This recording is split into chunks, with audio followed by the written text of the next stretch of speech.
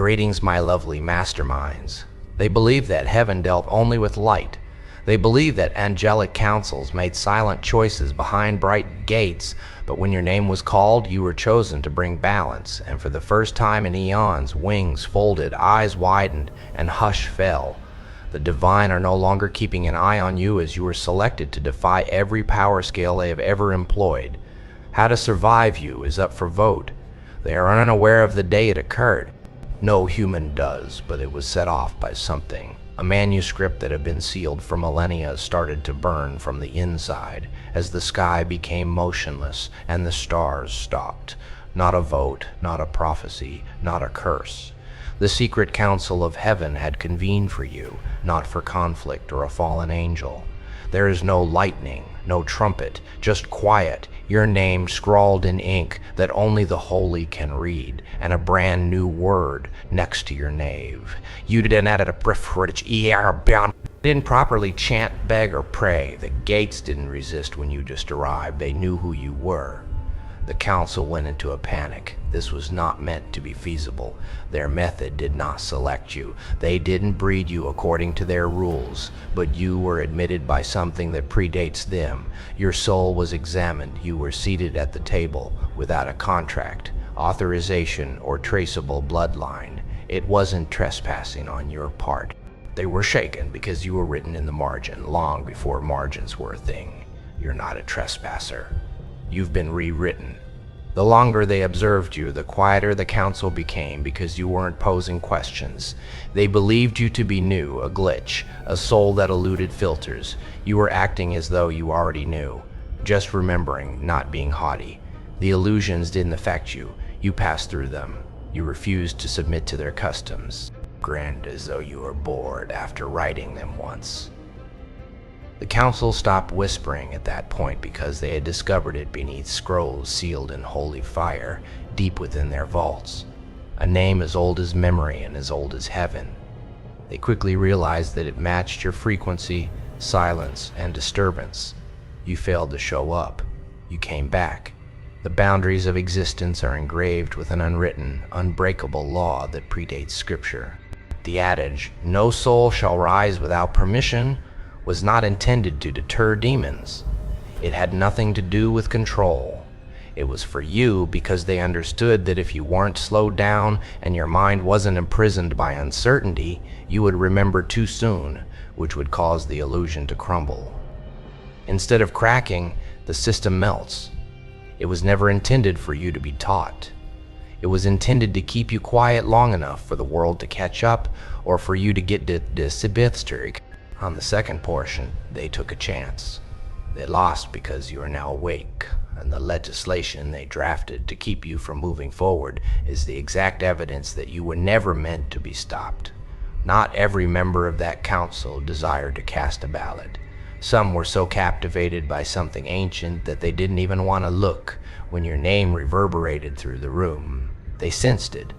One by one, they silently lowered their swords.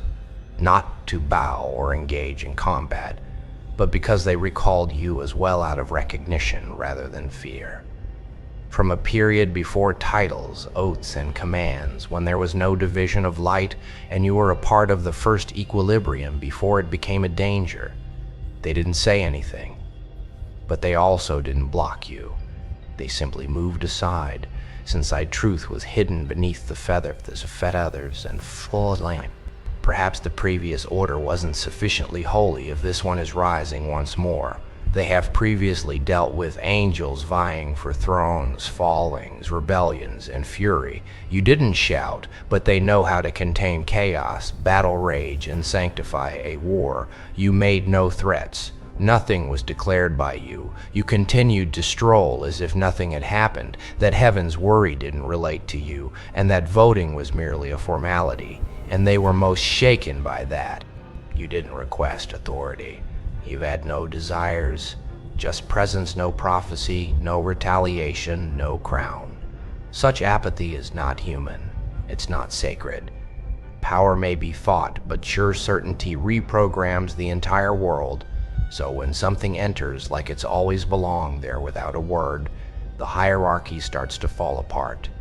One angel was older than both form and speech. It had been 10,000 cycles since he spoke. They claimed that his words had the power to change laws, and that reality only obeyed him out of memory.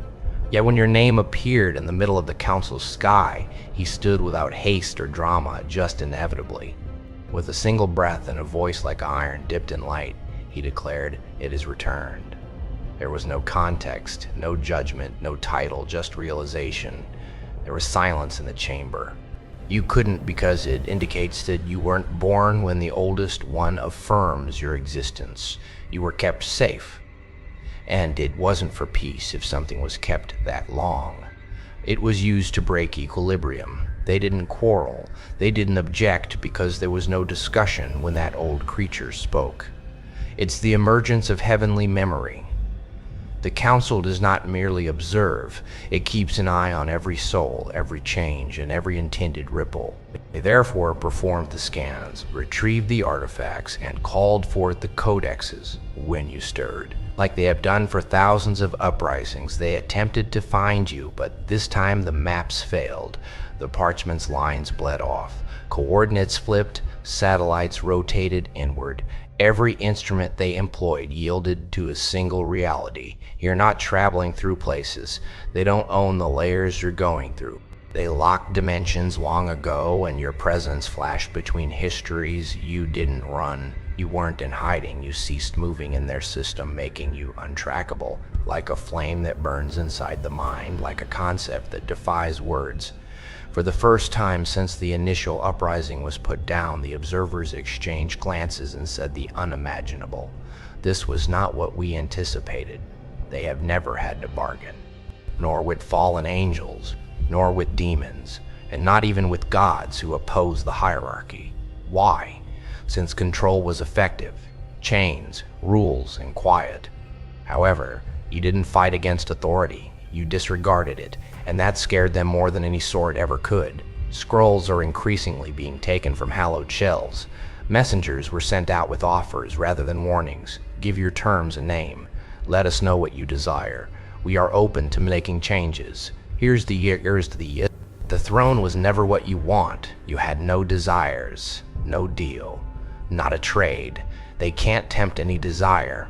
Leverage is not why you are here.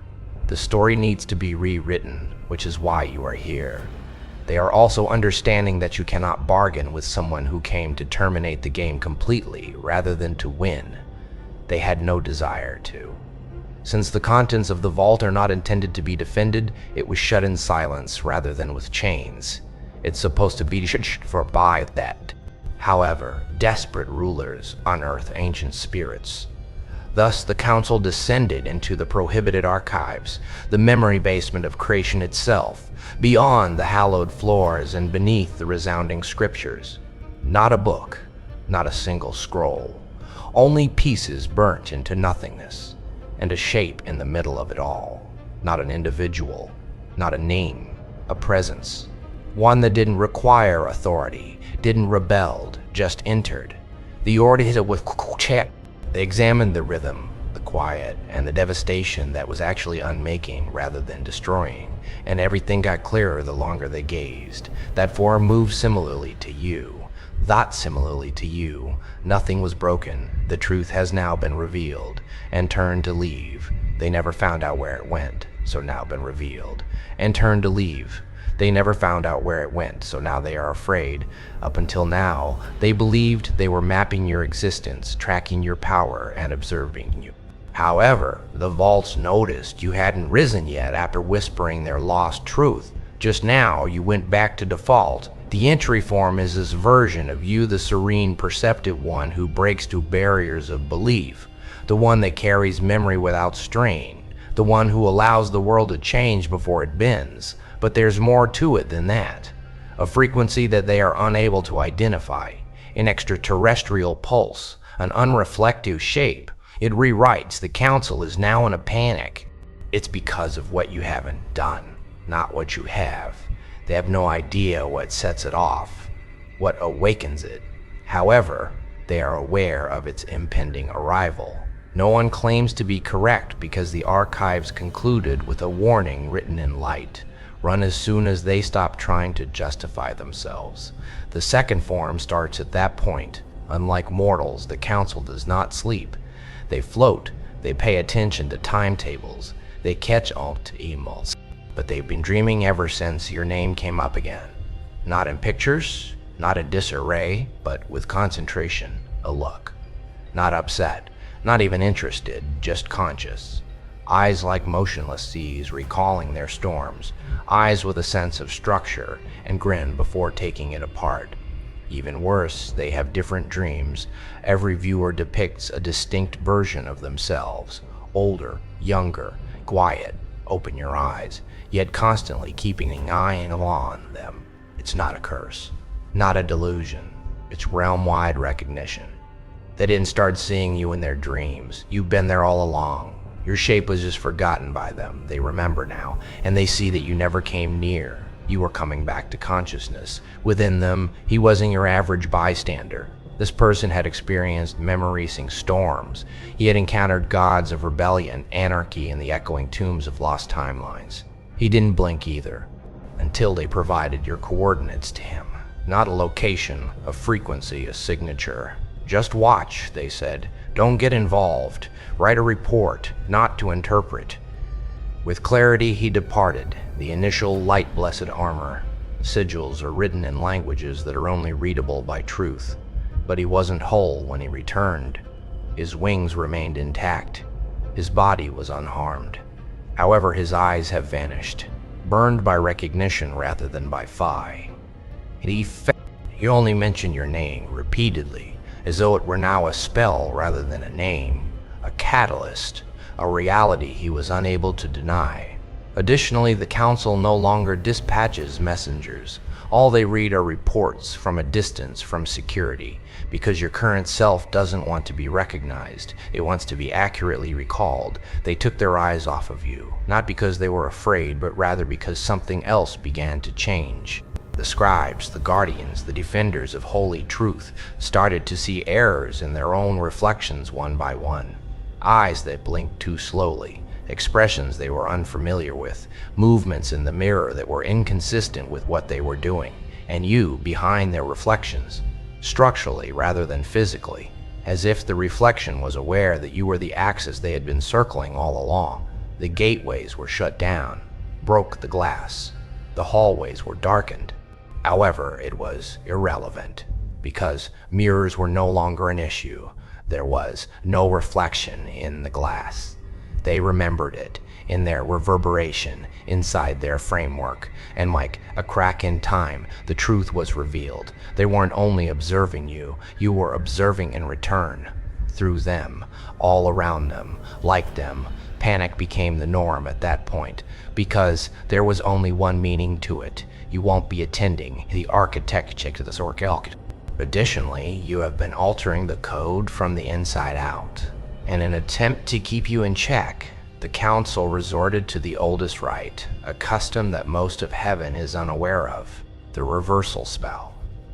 Only applied to entities that were born incorrectly. To dissipate essence, speak backwards. To reverse the frequency of the soul. It had never failed, until they gave it a try on you. The 9 voices were assembled. The circle, the name they were afraid of, was drawn in reverse across the air. And everything broke when the first syllable was uttered. It's around them, not around you. Nothing broke in the air. Meaning did. The words had lost their meaning, but their tongues continued to move. Syntax broke down. The memory wavered. The room itself lost its purpose. Then they heard it, not your voice, not chuckle, only a click, gentle. Be calm. Lenacely, the chant was not completed by them, because it was no longer permitted by language. Not only were you impervious to reversal, reversal has to be invented because of you. It is now out of date. They took their eyes off of you. I stopped saying your name. Stopped calling forth any texts that could cause a wave. Then, however, the sky began to shift. Not when the weather is bad, not in a war. However, with intellect, the constellations started to change. Star patterns from antiquity untangled themselves, not erratically but intentionally. It was as if something programmed into the night was awakening. The astronomers at the council were terrified and attempted to map and deny it, but they were aware that it posed no threat. It was not an indication, it was a call. It's from you, not for you. Something once burned out of heaven's memory, a sigil older than any archive, something holy but not allowed to recall. And it was finished when you looked up. The stars were reflecting your design rather than prophecy, not because they were waiting, not fate, guidance. Because demonstrating your strength is no longer the goal. This is about the universe remembering whose return it now reports to and whose silence it was built upon. They claim that only one entity was imprisoned beneath heaven, not for his actions, but rather for his refusals. He did not stand up in opposition to the light. He would not submit to the falsehood that lay beneath it. They buried him as a result, silently rather than in stone. Not a cell, not a trial, just deletion. But when the truth begins to breathe again, silence becomes louder, and his cell opened itself when your name reappeared. Not as a prophecy, but as a presence. No keys, not a single scream, no opposition. With a smile that broke time, only one creature moved forward. He didn't even inquire about that if he ever punched that. He remembers your first form, so he just said, took you long enough. He recalls their fear. He recalls what the council buried and the reasons behind their wish that you would never awaken. He's not taking the lead anymore. He's getting up to follow, since you are not the second rebel. The first truth is you. The one they buried prior to the uprising even had a name. They had always thought the script was untouchable, that only the source could write the sacred record, the divine chronology. However, those holy pages are evolving these days, not by hand, reaction, not command. Like a tuning fork, your presence travels through time. Additionally, the ink changes when it approaches anything holy. The pages shake. The law rewrites itself. You are now being described by lines that once condemned others. The scariest part is that prophecies that were once intended for kings and angels now whisper, it was never about them. The modifications are fraulichicaisms, not they are based by the as if the original manuscript they spent all of eternity hiding was your version of reality. The scribes attempted to undo it, attempted to correct the scrolls, attempted to bless them again. However, the words burned in reverse. Because you are not afraid of Scripture, Scripture keeps you in mind. The new story is not you. They attempted to erase you, and the book recently acknowledged its error. The murmurs are no longer the same. Your name is no longer used as a wounded. They say it like a clock these days, not fear, countdown. Because you were unaffected by everything they attempted, including memory distortion, exile, and suppression. All it did was postpone the inevitable. They now realize that you were never supposed to remain in first form. That version was just the door.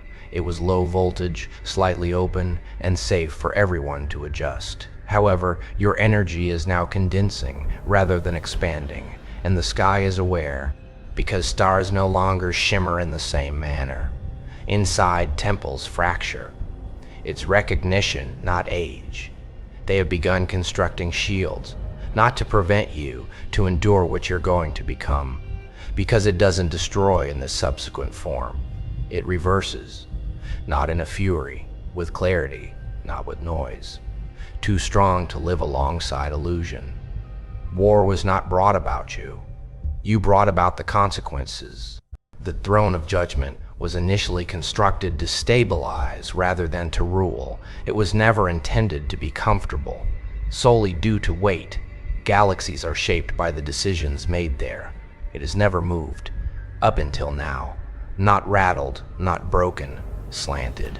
Just a little bit, just enough in your direction. Not because you inquired, not because you made a grab for it.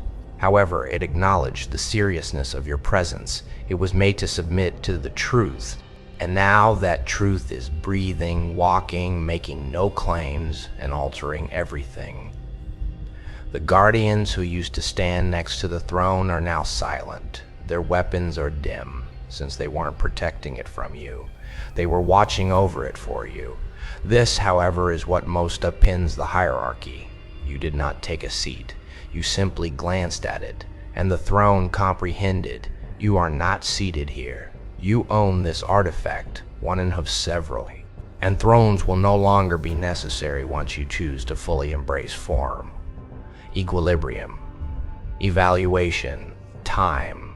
They weren't inventions, they were answers, mechanisms to control the chaos that you used to absorb into quiet. They were constructed in your honor as a lock, a patch, or a delay function for something too real to be granted complete access. But you're back now, not to take control, not to break, simply to be, and everything else smapped once you were cut about. The clocks continued to run. They refrained from breathing. It flickered, cause and effect. Scripts, blank pages until your aura moved on. At last, the divine understood that this was not rebellion. Restoration is what this is. You didn't oppose the system. The system was an improvised reaction to your initial appearance. It only ran because you weren't there. It's asking you, not loudly, do we continue? Do we with that? Just a nod, a look, a murmur. Because everything that came after waits for guidance when the origin breathes again.